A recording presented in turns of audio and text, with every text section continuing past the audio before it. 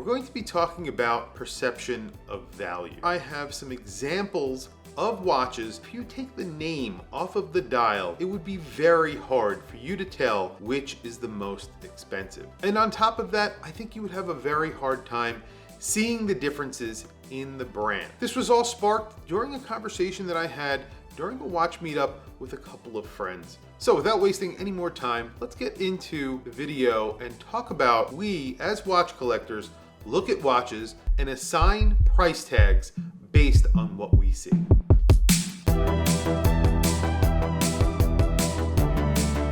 So obviously this whole entire conversation started with a watch.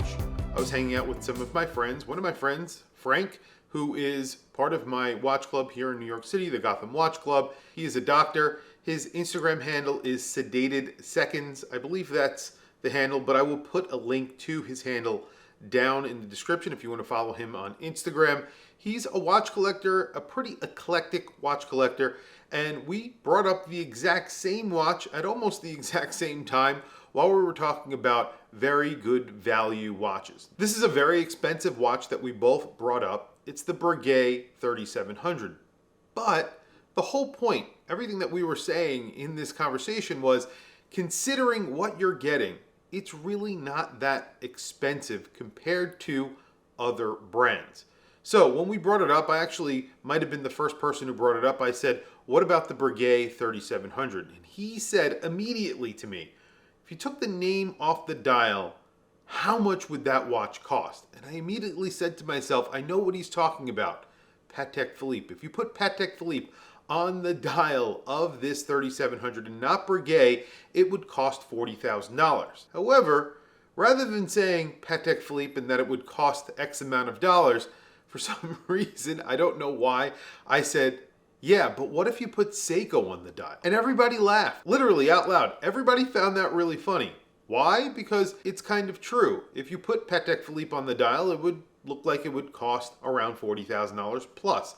But if you put Seiko on the dial, it would be a $500 watch, maybe a $1,000 watch. Now the 3700 from Breguet is a very overlooked watch. They sell on the market between $12,000. I've seen them sell for way less than that, but around $12,000 to $15,000, and they are in precious metal. So I don't think you could even get these in stainless steel. I think they only make them in white gold, yellow gold, and maybe rose gold, but I've seen them mostly in yellow gold. And it's rare in general. You don't see them very often. The Aramundi currently, the current model, isn't very good looking. I would say this is way better looking. So $12 to $13 up to $15,000 for a solid gold world time Breguet. I mean, really, when you think about it, that's not such a bad price, considering, all things considering, and that's considering mostly the brand and the fact that it is made out of gold. If you love the watches that I talk about here on my channel, you're really going to love the website that I'm about to tell you about. It's called Wrist Rebels. Wrist Rebels is a website that has all of those small micro brands and independent brands that are really hard to find all in one place. Brands like Sika Design, Mon, Formex, Awake, and Beau Blue, and many other brands you won't find anywhere else. Definitely check out Wrist Rebels at wristrebels.com. Also check out their Instagram at Wrist Rebels, and if you end up buying something, tell them that WatchChris sent you. Remove the name, make the watch in stainless steel so that you're making it something that isn't inherently valuable. What is really the value of that watch? Then it becomes about the movement and the quality of the watch. Really, those are the only two things that matter. If you're not talking about the brand, you have to talk about the quality of the watch and the quality of the movement. Also, complications. So here's what we're gonna do. Up on the screen, I'm going to put a few watches. I'm going to remove the names of these watches, and I'm going to make them all in stainless steel, or at least try and make them all in stainless steel using my very simple Photoshop methods. But what I'm going to do is put up a series of watches and see if you could recognize these watches just by seeing them without their names. And better yet, come up with prices for each one of them. I'm going to be showing them throughout the video, but I'll put all of them side by side as well, and tell me what you think down in the comments below. what do you think the prices of these watches are? I'll put numbers against each one of the watches as well. You're going to know the 3700, that Breguet, because I just showed you that one. What about the other ones? I'll show you all of them individually as well, like I mentioned, and I'll show you these watches just for a few minutes. You could pause the video here and try and be honest and write down your answers and put them down in the comment section below, and let's see if you get them right. I'll take a minute, we'll pause here, and we'll be right back. And now what I'm going to show you are those watches, the exact same watches, with their brand names. Were you able to guess all of the watches, number one, and how close are you on prices? There's a Hamilton, there's a Patek Philippe, there's a Vacheron, there's a Seagull World Timer, and there's a Frédéric Constant. Now, the Frédéric Constant, if you want to buy that new, costs around $5,000. The Seagull, I believe, costs around $1,000. The Patek Philippe, like I was mentioning before, used, those go for around $40,000. They were cheaper a long time ago. Now they are more and more expensive. Vacheron, this is one that I actually own in stainless steel if they ever made it, but they don't. These are all in gold. These cost around $36,000. Depending on where you buy them, you can get them for around $30,000. And then there's a Hamilton. This Hamilton is, I think, originally around $1,000, and they sell for around $2,000 because they look a lot more expensive than they actually are. I know that these sell for a very good price. I've seen them around, and they are very good looking watches. So, like I was saying, I made that video about alternatives. And is that Seagull, the cheapest watch on this list, I think it's sub $1,000, is that a substitute for the Patek Philippe, one of the more expensive watches on this list? In pulling these watches and putting this video together, I really do think I came to the conclusion that I am somewhat wrong when I'm talking about affordable alternatives not being actually a thing. I'm pretty much wrong about that. The only real difference between all of these watches is their quality.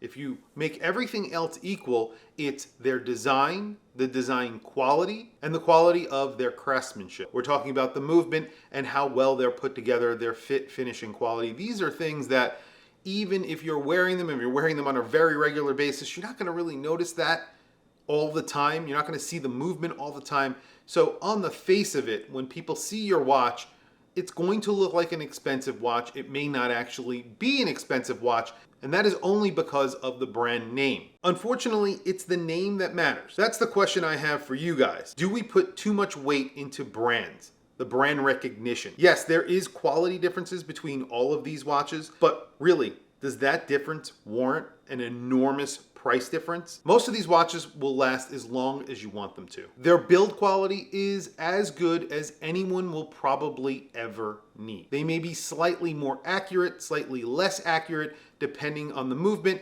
but in some cases, the expensive watches may not even be as accurate as the cheaper watches. Finishing on a case, finishing on a watch movement, it looks great. It may even feel great, but is it worth $10,000, $20,000, $30,000 more? I ask these questions because I think these are good questions. I don't see other channels asking these questions. I don't see other people making these sorts of videos. You're not going to go onto Hodinkee and they're going to have a Seagull next to a Patek Philippe without the names on it and say, which one is the Patek Philippe? All of the watches that I've shown you do have their own design. They're not all original. Some are copying those more expensive brands, but they've made efforts to make it their own. So even that Seagull does look like its own watch. So after making this video, maybe I disagree with myself from 2 weeks ago. It's possible. I'm not always right, and maybe I did have some very good points in that video, and I still think I have very good points in that video, but this is also a counter argument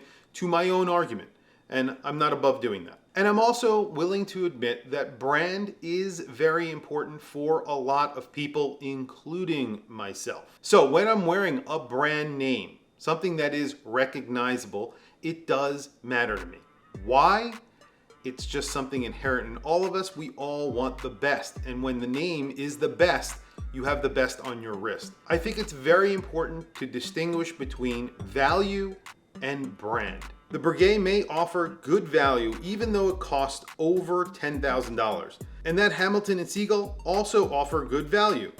Are you willing to pay the extra $9,000 is the question for the brand name. Obviously, this is something that doesn't only go for world timers. It goes for dive watches, it goes for field watches. It pretty much can go for any watch on the market right now. There are a lot of brands who are making very interesting watches that are very good value propositions. However, they may not have the name recognition. The name recognition here is the perception of value. I do want to make one very big distinction here though.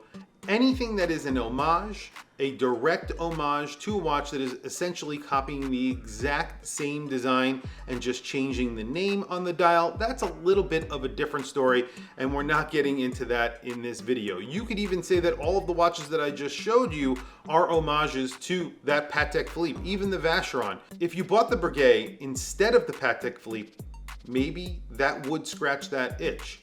Maybe that is a true alternative. It's a very expensive alternative. If you bought the Seagull, would it scratch that itch? Possibly.